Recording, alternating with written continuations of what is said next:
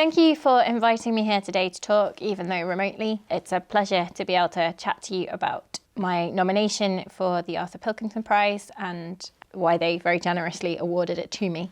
So the nomination was based on a particular module, but I wanted to talk a little bit more broadly, not only about that particular module, but also about my broader thinking on decolonising the canon, pedagogy, and the challenges of innovation. So I'm going to start by talking about the basis for the nomination. So there was very much built into my design of this module, reflective approach to learning and teaching, a key focus on the co-production of knowledge with students developing and sharing their own resources through the creation of podcasts as a form of assessment, which I will come back to as we go through this talk, but also developing their own reading lists and learning from one another's interests and ideas. There's a huge focus on learner responsibility and confidence. We want the students to walk out of this module feeling a lot more confident in the way they're able to present, but also confident in their ability to go out and do research. And there's a big focus on an innovative approach to developing students' digital literacy skills. So through the creation of podcasts, students are able to think not only about how they put that together and edit such a piece of content, but also how they present and disseminate information in a way that isn't an essay or an exam. And as a part of that, there is a focus here on authentic assessment and thinking about the skills that they might want to use in the workplace or that they might need to use in the workplace as we move into a digital world. So a lot of this was underpinned by a focus on the literature, in particular educational theory, and the ideas that university education should challenge students to think about their own situated biases. And that's a key theme of this module, but also a key theme of what we do more broadly. And I think this is something particularly in topics like politics that we need to constantly be pushing to help students think about how their situation affects the way they engage with political discussions. But from a more educational theory perspective, what was really important for me was what Schul talked about in 1986, was the idea that what the student does is actually far more important in determining what is learned than what the teacher does. So the student has to take control in the classroom in one way or another. We're there to guide rather than to dictate the process.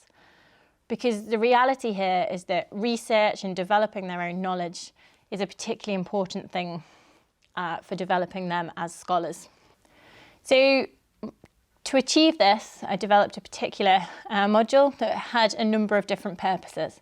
And the module that I want to talk about is called The Changing Faces of African Politics. And it focuses from the colonial period to the present day. And the purpose of the module was to challenge the tropes students learn about the continent of Africa, to engage them with politics beyond the West, and particularly political theory beyond what we understand to be, in inverted commas, the Western canon, and to remind them that innovations and debates in political thought are not simply the purveyance of Western scholarship, and that actually whose voices we hear, and more importantly, whose voices we don't hear, comes from a very particular power structure that scholarship, academia, but the broader societal discourse is guilty of perpetuating. And as a part of this, I also wanted to make sure that there was innovative pedagogy within this module and a focus on authentic assessment. So within the module then, I have a look at various different topics, starting with the pre-colonial continent, moving on to discussions of gender, the role of external influence, Pan-Africanism, and a range of different topics that engage students to challenge some of the tropes they may have otherwise heard. So the reason that this module received the nomination it did was because of the assessment approaches that are used. So I think it's really important that when we think about authentic assessment in particular, we do it in a way that doesn't overshadow the value of academic research, but actually enhances it and helps us to think about how academia and the workplace can come together. So I asked my students to work in groups for the majority of the module. And some of this really concerns them in the early stages because they worry that they might find that certain members of their group do more than others and that their mark is then based on that. And initially, when I thought about this, I thought about whether I should build in a secondary component in how I mark the group task to overcome this.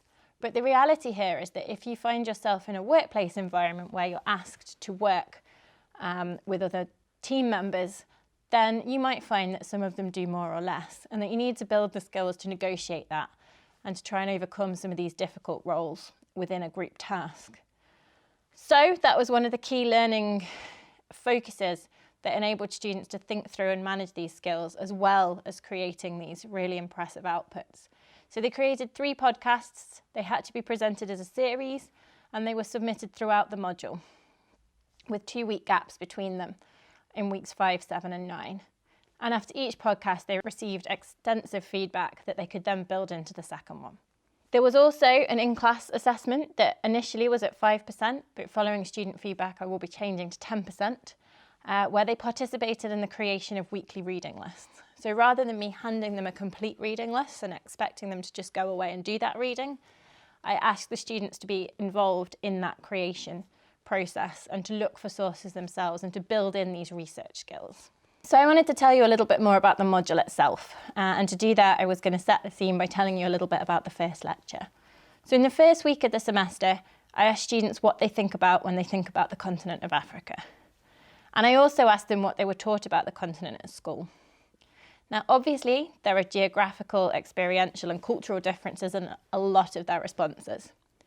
Yet what is quite often shared is a treatment of the continent as being a country, as a discussion of war, of poverty, of famine, of aid, and of a whole range of other tropes perpetuated by the media and, often, unfortunately, by Western scholarship. When you Google Africa, some of the first images that you will see are those on the screen. These, alongside the lyrics to things like Do We Know It's Christmas, perpetuate a certain set of tropes. And it is important for me that within my teaching on this topic, we start to challenge and unpick those tropes and question where it is that they have come from. So I see it as a duty of the way I teach, not only to challenge them, the tropes, but to support students in doing the same and to start to get them to think for themselves what we mean when we say it is important to decolonize the canon, to challenge the dominance of Western scholarship, and to engage with and disseminate ideas in different ways. So how does this then lead to innovations in teaching?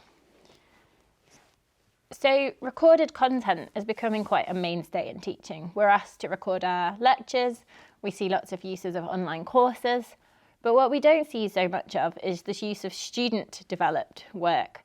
And my focus on students developing their podcast kind of flips the narrative and enables students to engage with each other's content, to have free choice to develop a series on the topics of their choice, and to think more broadly about the information that they can gain from this module and the knowledge they can develop. Because the increased content that they're able to access in this way goes far beyond anything that could be achieved by just myself lecturing each week and giving seminars. It encourages them not only to take ownership of their own learning, but to rethink what it means to be a student versus a producer of knowledge. As a part of that, it challenges the assumption that academics are the keepers of the knowledge and students are the consumers. Instead, my approach to teaching recognises that this is not actually the case. It challenges the assumption that academics are experts and students are there just to learn from us. Rather, it encourages them to see themselves as early stage researchers, which is what they are. The idea that we're all on the same research path, but we as academics might just be slightly further along it. By handing out a specific reading list, we sort of encourage students to think there is an agreed knowledge and that it exists, whereas I don't actually believe that is the case. Because what does and does not count as a source, who are and are not scholars or philosophers, who has been elevated and who has been silenced, are all not only subjective factors, but they're also based on power. And encouraging students to find their own sources helps them to challenge assumed knowledge about the canon, about who holds knowledge, and who should be read or listened to.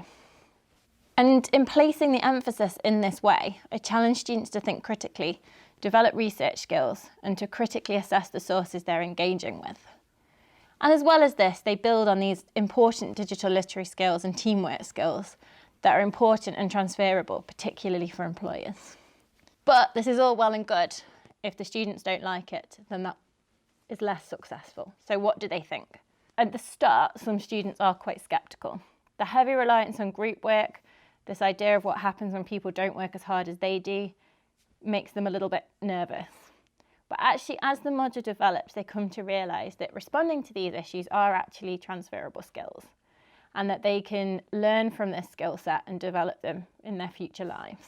I think what they particularly enjoyed was receiving feedback through the module, and this was particularly well received in the feedback that the students gave, because the formative feedback is not only provided to students to support them in future work, but it's important for me that they have the opportunity to use that feedback within the module itself.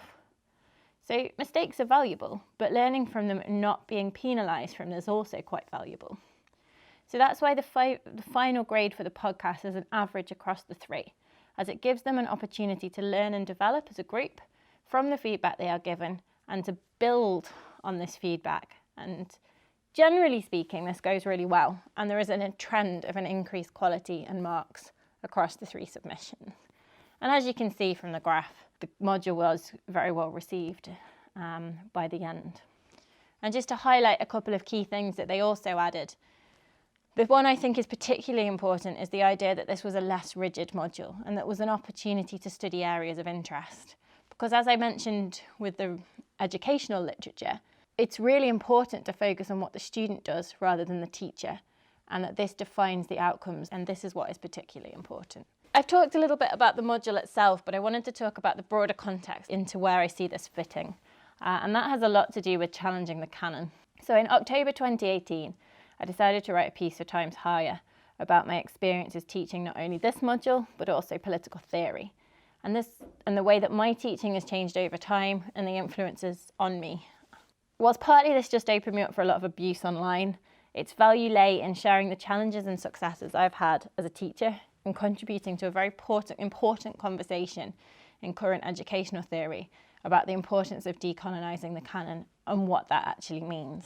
And what I think is really important is that it enables us to encourage students to engage with work that they can relate to not simply be engaging with a canon that has historical value but doesn't necessarily speak to them on a personal level. That it allows students to participate in defining what and who matters, that it challenges this active silencing in academia and the idea that a lot of these decisions are based on power structures, that a lot of people's voices have been silenced because they didn't fit into an understood notion of what the canon was going to be. And it helps us to challenge stereotypes as well. And these are all extremely important factors in the way we think and teach. And they are things that we need to continue to develop and to continue to challenge whose voices have disappeared and how we can push back on that. So what impact has this work had then? Well, it develops students' confidence in research and dissemination skills. Students are able to feel that by the end of the module they can go out and find the sources they need to produce a response to particular questions. And then they can then do that in an interesting and contemporary way through the use of things like podcasts and the digital literacy skills that comes with that. It challenges students to take autonomy over their own learning experience. It says to students, there are certain sources out there that you should be engaging with, and here are a couple of them, but actually I want you to go and find the rest that you think are important. It helps students to navigate the challenges of group work. We all know that it can be difficult working in a group, but how can we overcome this?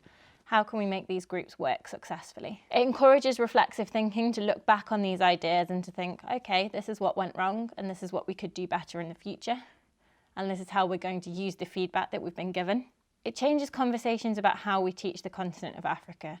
If we look back historically on how African politics has been taught, there are problems with tropes and stereotypes. But also if we look at the way the continent of Africa is represented in the media, in particular in the UK, and we need to think about how these things are rooted in power and how we can challenge and push back on that. Not only in education, although in academia as well, but also in the broader context in which we live. So to ensure that this is not just happening in my classroom, I've also tried to take this into the broader educational sphere.